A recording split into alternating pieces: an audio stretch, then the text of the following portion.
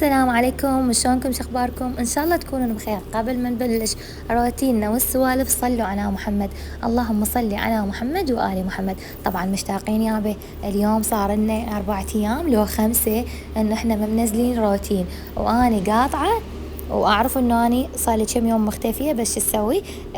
هسه راح اسولف لكم بنهايه الروتين شنو السبب. هنا أنا قعدت الصبح وما شاء الله طبقات البيض وخبز الشوفان ما يتلحقن علي، يعني هذا همنا مصرف جديد صراحه، انه طبقه بيض كل كم يوم تجيب طبقة بيض وتجيب خبز الشوفان. طبقة البيض ليش أجيبها وحدي؟ دائما أمي تقول لي الطبقة مالت زينب خليها واحد وإحنا واحد، تجيب 4 3 للبيت ووحدة إلي، أنا أخليها بثلاجتي.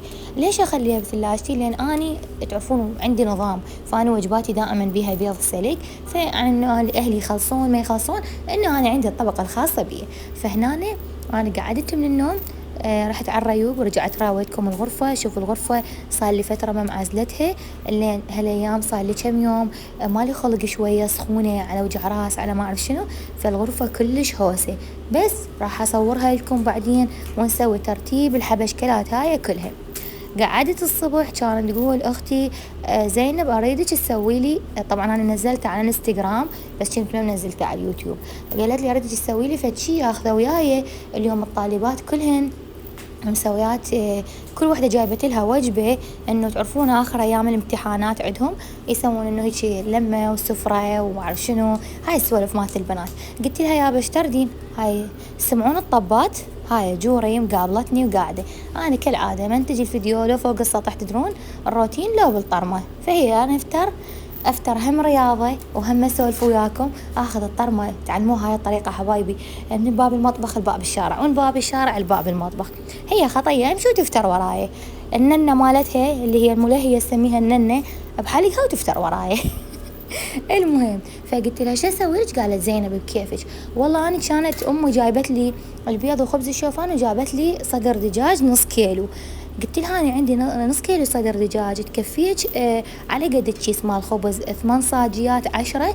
قالت زينب كافي، احنا أنا والبنات احنا 4 وأنا الخامسة 5، احنا حتى إذا كل وحدة تاكلها صاجية هم 5، لأن كل وحدة راح تجيب لها أكلة، هم ما راح يظلون بس على الصاج، هم كل وحدة جايبت لها أكلة، يعني هاي جايبة دولمة، هاي جايبة تمن ودجاج، هاي جايبة صاج.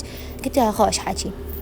والله طلعت الدجاج سويته قطع، نقعته شوية بخل وروبة، حمسته بعدين، وهنا أنا حضرت الطرشي، حضرت الصلصة كاتشب ومايونيز وشوية كمون وبابريكا. الخبز هم زين، أمي خبز الصاج تجيب كل 15 كيس 20 كيس تذبهن بالمجمدة، لأن احنا كلش يحبون الصاج بالليل. هاي الأكلة الجديدة هسه راح أراويها لكم بالفيديو، راح نكمل الروتين. هواي من البنات طلبت الطريقة، هسه راح انزل لكم الطريقة تخبل اتبعوها حبايبي، فد راح تحبوها. أكلة سريعة وطيبة بنفس الوقت ومشبعة، خاصة إذا كنتوا تغيرين يعني الأكل، ترى صايرين ملل، إحنا نفس الأكل نفس البانية نفس الدجاج نفس هاي السوالف، فشوية همينة مرات واحد يمل، فهي تغيير. المهم هسه هنا أنا قطعت المونتاج لأن جوري خربطت أفكاري. شايفين مرات واحد إنه يفتح المونتاج يريد يسولف فتجي السالفة يكمل السالفة من لحد ما يوصل للنهاية. أنا لا، دائما أول ما أمنتج لو بنص المونتاج لو الباب يندق علي، لو واحد يطلع لي، لو واحد من الجهال يجي يمي، فهاي يخربطون هاي الأفكار اللي قاعدة أراهم بيها الحمد لله بدون سحقات وبدون منا. المهم حبايبي هسه أنا كملت الصاجية.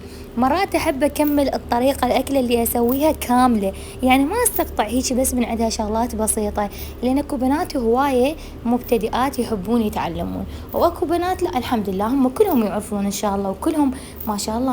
إحنا النساء العراقيات ترى كنا يعني مدبرات، نعرف نطبخ نعرف ننظف، بس أكو إحنا نبدي نتعلم يعني، فما بيها شيء اليوم أنا إذا أتعلم من قناة أو بنية تجي تتعلم من عندي، ما بيها شيء، كلش فشي حلو وواحد يتعلم واحد من الثاني. المهم هسه أنا هنا قليت بوتيتا خليت بيها قليل، قالت لي زينب لا ترسينها بوتيتا، خلي بيها شغلات خفيفة لأن إحنا هواية ماخذين أكل. قلت لها يابا مو تدللين علينا، أكيد تدلل إذا أنا أختها ما أسوي لها من يسوي لها. قلنا لها يابا أمرا وطاعا، وأنا أصلا بالعادة ما أحب أقعد من وقت، لأن أنا شوية من النوع اللي أسهر، هنا أنا بوقتها اليوم قعدت لها من وقت على مود شنو أسوي لها، لأن هي لازم بال1:30 يبلش دوامها. فقعدت تقريبا الساعة 11 أكلت قلبي كل ساعة ودقت علي باب الغرفة، يلا زينب قومي، يلا زينب قومي. قلت يا يابا صدق كذب، ايش بيك بنتي؟ قالت قومي سوي لي فد أكلة اخذها وياي. قلت لكم بالنهاية صفيت لها على الصاج، وهنا بعد ما لفيتها وكملت قال جهزتها لهم وسويت وحدة إلي زيادة. خليتها هيك قسمتها، قلت لازم اخذ لقطة هيك إلي، لقطة هاي مال انستغرام. يا اللي ما متابعني على انستغرام ترى حرامات انستغرام انزل صح. اني البارحة واليوم قاطعة والله، بس بالايام العادية انزل يوم بيومه، يعني كصورة مقتطفات اكلة في شيء دائما انزل بكثرة هناك. فدائما اخلي الرابط الانستغرام اول تعليق مثبت هناك، روحوا تابعوني اللي ما متابعني. هسه هنا اجيت اسوي لكم حبايبي طريقتها كلش. هنا جبنا 1.5 كيلو دجاج مسحب، ثرمناه قطع ناعمة مربعات مثل البوتيتا مالت البرياني. ثرمنا فلفل أخضر، بوتيتا شوية وطماطة. هنا بوتيتا ما حطينا، يمكن راس واحد، أو طماطة وفلفل حار اللي كثرنا به الطماطة حتى شنو، حتى يعطي هيك مثل الطعم، وصلصة يعني هي للتتبيلة للحشوة. فهنا ظلين تحركين بيهم لحد ما تذوب الطماطة كلش، وبعدين نخلينا خاشوقة معجون. هاي الطريقة للبنات اللي هواية سئلوني عليها. بالمناسبة حبايبي هاي الأكلة يعني تتميز بطعمها شنو، تتميز بالفلفل الحار. اللي ما يحبون الفلفل لا يسووها، اللي يحبون الفلفل خي يسووها شوية، لازم تكثرون فلفل حار بيها. أنا قلت لكم شوية بوتيتا، بس هنا أنا مقضية مرت أخويا كلش هواية. أصلا هي هاي الطريقة سوتها مرت أخويا بيومها، وأنا جيت أصورها. أنا بالعادة أخلي بوتيتا قليل كلش، هي تخلي الحشوة أكثر. لأن من سوتها كانت بيها أختي هنا، فسوت كمية كلش كبيرة. إذا تشوفون هذا الجدر قياسه 32، يعني 32 ترى كلش كبير، اللي يعرف بالقياسات راح يفتهمها. فأنا دائما أصور هيك مثل الصفح، تطلع الشغلات صغيرة ما أعرف شنو، لا بس هو يعني الحشو صار كمية كلش كبيرة. هنا لفيناه تقريبا 30 قرصة سويناه. هو يصير مثل القرصة، شلون قرصة اللحم بعجينة، هي القرصة على كامليتها. نخلي بيها الحشو على النص ونطبقها.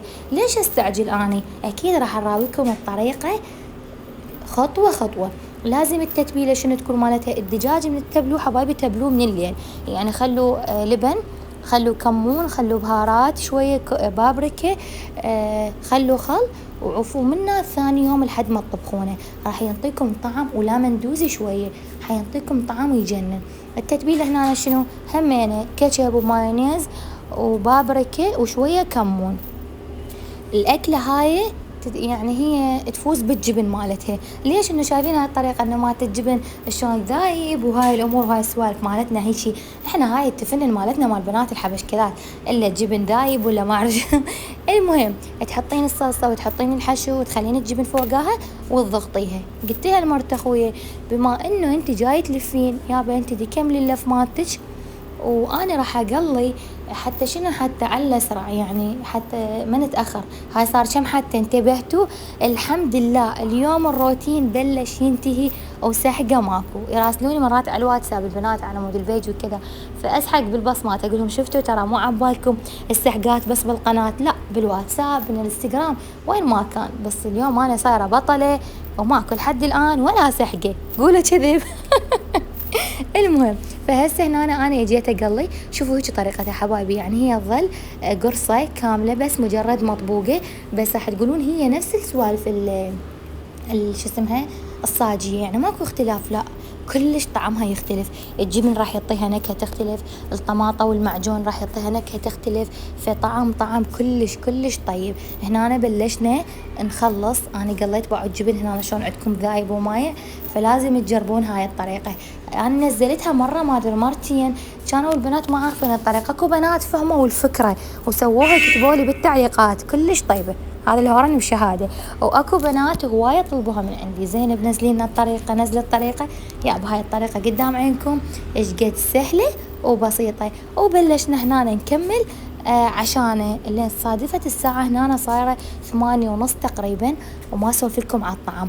يخبل وسهمنا وسهمكم العافية. يا جماعة الخير قعدت بالحديقة وقلت خل اسولف وياكم شوية، بما انه انا اليوم صار لي 4 ايام ما منزلة روتين، وقاطعة كلش. يعني مرات واحد شايفين من يصير ما له خلق يصور، أو إنه هو يشوف، مرات يقولوا لك إنه أنتي نفس الروتينات، نفس الشغلات، ماكو شي جديد، إنه نفس روتيني. لأن بصراحة حبايبي إنه هي هاي روتين حياتي، إنه أقعد من النوم أكمل لي كم شغلة، صليت كملت كم شغلة، تريقت قعدت، كملنا لنا كم شغلة، أجل نمت. يعني هي عبارة عن هو روتيننا هذا. وأكثر العوائل وأكثر البنات إنه هذا هو روتينهم، نفس الروتين المحدد، خاصة اللي مثلا ما عندها دراسة أو ما عندها وظيفة، اللي ربت بيت يعني مثل أني قاعدة بالبيت، فأغلب وقتها إنه هو نفس الروتين، نفس اليوم ينعاد عليها. فمرات أقول لا، إنه خاف أنزل نفس الروتينات وراح تمل من عندها المتابعات. لأن مرة هم انتبهت على واحدة قالت لي زينب أنا أحبك بس ترى روتيناتك نفسها، أكو هواية لا من المتابعات يقولوا لي زينب المهم إحنا بس نسمع صوتك، هي هاي كلش كافي. لا والله صراحة إنه أنا هاي ما تكفيني، أريد أصور لكم شغلات إنه واحد يكون جديدة، طلعة غير روتين. بس والله حبايبي إنه ما طالعة، ما عندي مجال، ما قاعدة ألحق، فملتهية بين القناة أصور لها، بين البيج، بين ما أرد على البنات، ما أخذ كل وقتي هذا الشيء. وبنفس الوقت إنه الروتينات متكررة نفسها. بس نرجع ونقول إنه إحنا هذا روتيننا، ويا ريت يعني إنه أشوف من عندكم تعليق حلو تتقبلون هذا روتيني، حتى أقدر أنزل بين يوم ويوم. أنا أكيد لو طالعة كان صورت لكم ونزلت لكم شغلات جديدة، بس انتوا تعرفون يعني اكثر متابعين انا قالت لكم انا طلعاتي تصير محدده دائما بجيه اخواتي، يعني شو وقت عطلتهم يجون كل شهرين كل شهر ونص، فهم من يجون انا تكون الطلعه الوحيده مالتي اللي اطلع اتونس بيها. صراحه ما حد مانعني، امي موجوده دائما تقول لي زينب خلي اخذك للسوق للزياره. انا من النوع اللي ما احب اطلع للسوق زياره، بس من يجون اخواتي طلعاتي اخليها كلها على جهه اخواتي اللي نواهس بنات، يعني تصير لمة حلوة، واهز بنات وجهال وهوسة، فكلش أحب يعني الطلعة وياهم. أنا متهاي إنه أنا صار لي فترة ما قاعدة أصور شغلات جديدة، مجرد إنه هو طبخ وترتيب وتنظيف وكذا، وشغلات البيج مالتي هي فقط هاي الشغلات اللي محدودة بيها هاي الفترة. بس هاي الحمد لله والشكر إنه أخذنا لنا استراحة 4 أيام لو 5 تقريبا، فقلت اليوم لا لازم أحكي ويا البنات وأنزلهم شيء، حتى إذا كان فيديو قصير، بس المهم أنزل روتين اليوم. وإن شاء الله من هيك راح نصور روتينات حلوة ونسوي شغلات حلوة. أريد من عندكم تكتبوا لي بالتعليقات، جوري طبعا جوري تفتر وراي، أريد من عندكم تكتبوا لي بالتعليقات شنو حابين أفكار أسوي، أفكار اكتبوا لي إياها بالقناة بالتعليقات جوا، حتى منا وهيك نغير ولو روتينين نسوي تغيير بيهم. فراح انتظر تعليقاتكم وراح أقراهن واحد واحد. ولهنا أقول لكم باي باي، مع ألف سلامة، أحبكم كلش هواية، لا تنسون تنتظروني على روتين جديد، ومع ألف سلامة.